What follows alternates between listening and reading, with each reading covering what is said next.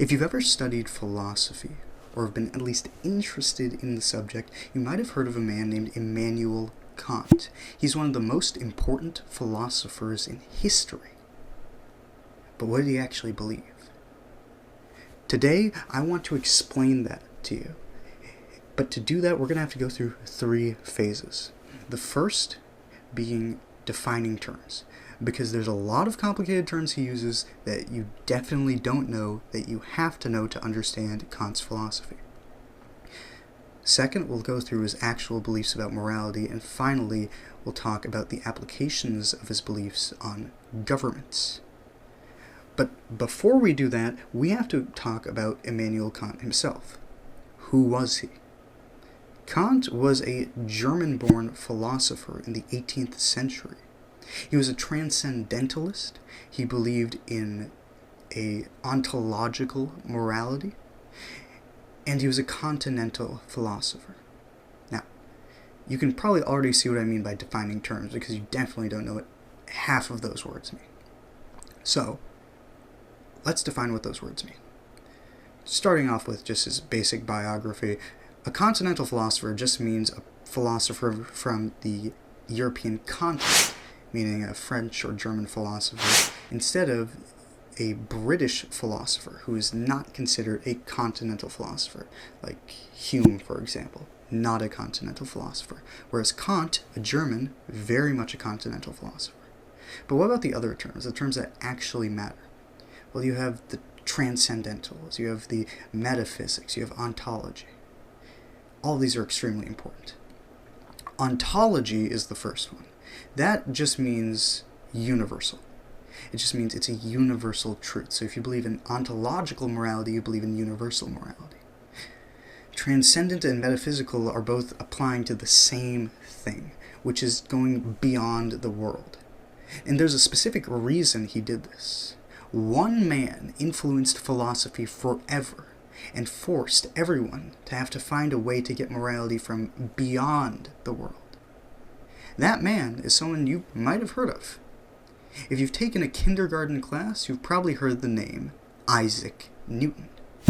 And you're definitely confused, because Isaac Newton is a physicist. He's a mathematician. He invented calculus and the planetary orbits. He has nothing to do with philosophy, although he did write a lot about philosophy. But that doesn't matter. What matters is that his achievements as a mathematician, as a physicist, his laws of motion, fundamentally changed how philosophers had to look at the world. Because before they could just make something up. They could say, oh yes, the physical world allows for choice and there's no real causal connection. But after Newton, everything has a cause and an effect, an action and a reaction. Now, the British, the island philosophers, were so happy when this happened, because they are all empiricists. They already believe that free will basically doesn't exist, and all they care about is studying human events, studying how humans do actions in the world. David Hume is the most famous example of this. He doesn't care about rationality or the mind or the will. He cares about what caused the next step in the action. Cause and effect. That's all he cares about. Now, Kant doesn't like that. And so in order to get a morality, he had to go outside of the world. Because remember, the physical world is all about cause and effect. One action after another. And so in that world, you can't get morality. Because human actions are just caused by other actions. It's all just preordained. But in Kant's world, that can't be true. Because then morality, justice, freedom, all of these would be meaningless, and frankly, they wouldn't even exist.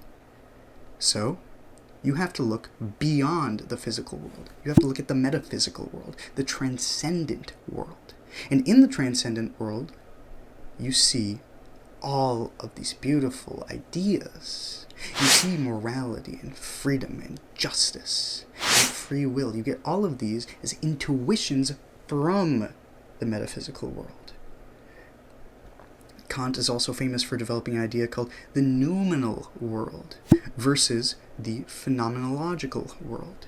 Basically, because our minds have to interpret what we see isn't actually a table and a microphone and a camera, right? We're seeing processed images. We don't actually get to see the real world. So there's truth hidden behind even what we see through our sensory data.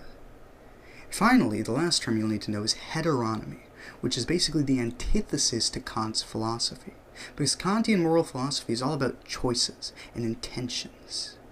And heteronomy states that all your actions are just coming from somewhere else, right? You don't control yourself. It was cause and effect. Remember, cause and effect. There was no choice, and there is no morality.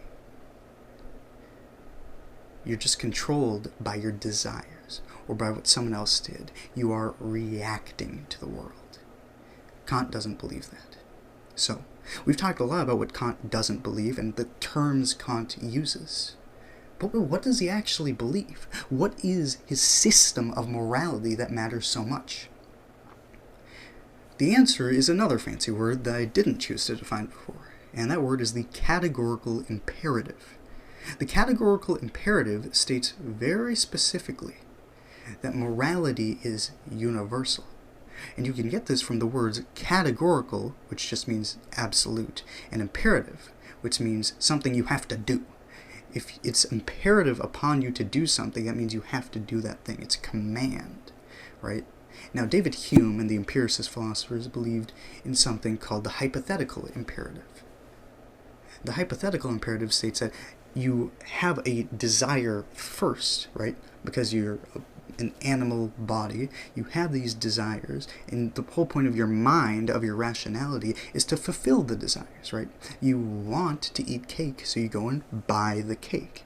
You want more money, so you go and get a job and work at that job. Your rationality is subsumed to your desires. But Kant thinks otherwise. Kant thinks there's some things you have to do whether or not you feel like doing it, whether or not you're in a certain state or not. No matter the circumstance, you have to follow the categorical imperative. And the categorical imperative is this universal morality. So, what is the categorical imperative? What is this morality that's so large that every human being has to follow it, no matter who they are? Well, it's something you probably learned in kindergarten. That's right, kindergarten. I'm talking about the golden rule. You know, the golden rule, treat others as you want to be treated. The entirety of German philosophical thought, thousands of years of history, to get to a kindergarten lesson. Now, that's why I like to say that you have all these fancy terms in Kantian philosophy, but they're really just simple concepts. And once you get the concepts, then you'll understand the terms. Once again, Kant dresses up this golden rule in fancy, rational language. He says that every action you take must be an action that you would want the maxim of applied as a natural law to the rest of humanity. Makes very little sense if you don't understand the words, but let's walk through that. Every action you take should be something you would want someone else to do, right? Or at the very least, you wouldn't mind someone else doing. So if you were to live a life that's very happy, joyful, you greet each other when you see each other, you're nice to people, you donate money, you would want everyone to live like that. And if everyone lived like that, we'd all agree we'd have a much better world. Once again, you have these transcendental ideas you're grasping at. We all know we'd have a better world, right?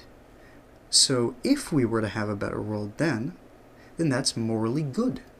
And that's the entire categorical imperative. But you can also do this negatively, right? Let's say you were to pickpocket someone. You really wanted the money, let's say. If you're to pickpocket someone, well, you wouldn't want to be pickpocketed yourself. You wouldn't want the wallet you just stole to be stolen by someone else. You certainly wouldn't want everyone to universally be pickpocketing each other. So it fails the categorical imperative. It therefore is immoral. And it's irrational, right? If you're going to apply a rule of morality on everyone else, you have to follow it yourself. That's only rational. So therefore, being immoral is irrational. And just like that, Kant changes the game of philosophy forever. Because always, every philosopher before stated that while it might not be rational to be moral, it's still a good thing, right? Because if you want something, you should get it, even if it's immoral. That's only rational. And every philosopher was confused between whether we should pick the rational, desire-getting, attaining, and materialist side, or this moral, limiting, self-limiting side. But Kant changes the game. He says, no. It's not irrational to be moral. It's irrational to be immoral. Because you're breaking the categorical imperative, this very rational set of rules that you've applied on everybody. It's a universal set of rules, and every single person acknowledges it. It is completely irrational to be immoral. And furthermore, you remember what I said at the beginning about heteronomy, about not being free unless you go beyond the physical world, towards metaphysics, right? So in that sense, if rationality is morality, and both of these are metaphysical, then freedom can only exist if you have both rationality and morality. In other sense, you are not free unless you are both rational and moral. This is Kant's game. Kant's game is taking these concepts that we think are so contradictory and then explaining them in this roundabout rational way in order to determine that it's not contradictory. Freedom can only exist if you're rational and moral. After all, if not, you're just a slave to your desires, aren't you? You're just a slave to the world of cause and effect. So, how do we take this Kantian moral philosophy and move it towards a direction of application, towards government? Well, to understand the government applications, you have to understand two other things about Kant's philosophy. First of all, because he was an Enlightenment philosopher, he also dabbled in what we call social contract theory. I explained social contract theory in my last video about conservatism and liberalism, but just to go over it again, social contracts explain why we form governments out of the state of nature. And Kant says the reason we form a government is because the state of nature is heteronomy. It is being subject to your desires. It's not having free will. So the reason we have a government is because we are morally obligated to. Otherwise, we are immoral. So we have a moral obligation to create a government, a set of rules, in order to make us have freedom. Otherwise, we can't have freedom because we don't have metaphysics, and we can't have morality because we don't have rationality, because we're subject to cause and effect. Remember, heteronomy is the opposite of Kantian philosophy. Autonomy is what we seek, and autonomy can only be achieved through morality and rationality. And Kant says that's why we form a government, because without a government, we might not be able to have that. The second thing you have to understand is crime.